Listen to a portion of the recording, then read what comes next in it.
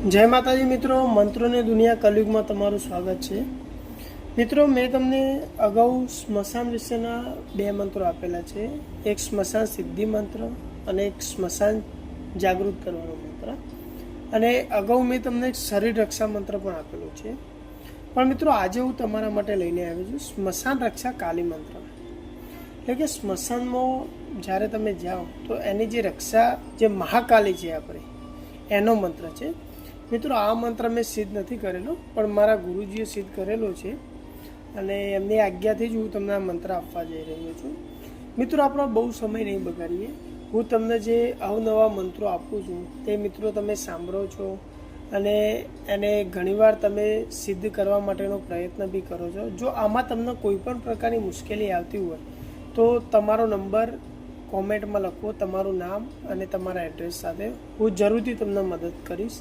અને આપણે દરેક સિદ્ધિ મંત્ર વિના કોઈ મૂલ્યથી આપીએ છીએ, સેવા ભાવના કામથી।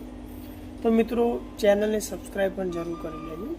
મિત્રો, જોઈએ આપણા સ્મશાનમાં રક્ષા માટેનો કાલી માતાનો મંત્ર। મંત્ર થોડોક લાંબો છે, એટલે મિત્રો ધ્યાનથી જોજો। હું તમને લાસ્ટમાં આ મંત્ર પણ લખેલો રાઈટમાં આપી દઈશ। તો મિત્રો, જોઈએ મંત્ર આ પ્રમાણે છે।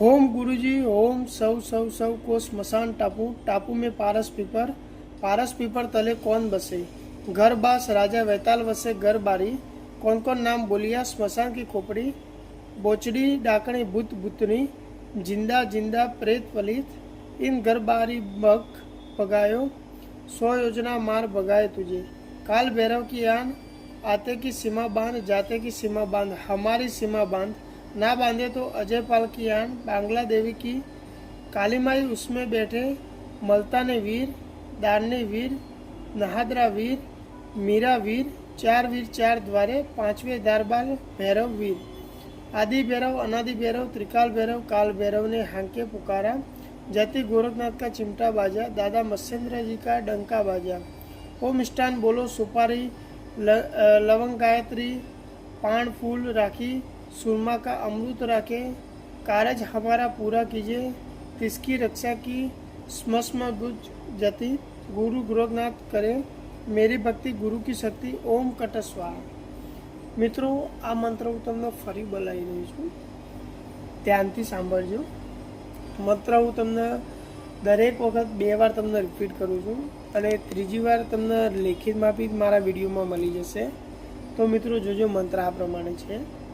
ओम गुरुजी ओम सौ सौ सौ को स्मशान टापू, टापू में पारस पीपर तले कौन बसे, घर बास राजा वैताल वसे घर बारी, कौन कौन नाम बोलिया स्मशान की खोपड़ी, बोचड़ी डाकणी भूत भूतनी, जिंदा जिंदा प्रेत पलित, इन घर बारी बग बगाए, 100 योजन बार भगाए तुझे, काल भैरव की आन, आते की सीमा बांध जाते की सीमा बांध, हमारी सीमा बांध, ना बांधे तो अजय पाल की आन, बांग्ला देवी की काली माई उसमें बैठे, मलतानी वीर, दानी वीर, नहादरा वीर, मीरा वीर, 4 वीर 4 द्वारे, 5वें दारबाल भैरव वीर, आदि भैरव अनादि भैरव त्रिकाल भैरव काल भैरव ने हांके पुकारा, जति गोरखनाथ का चिमटा बाजा, दादा मत्स्येंद्र जी का डंका बाजा, ओम मिष्टान बोले सुपार लवंग गायत्री पान फूल राखे, सुरमा का अमृत राखे, कारज हमारा पूरा कीजिए, तिसकी रक्षा से स्मत बूझी, गुरु गोरखनाथ करे मेरी भक्ति गुरु की शक्ति, ओम कट स्वाहा।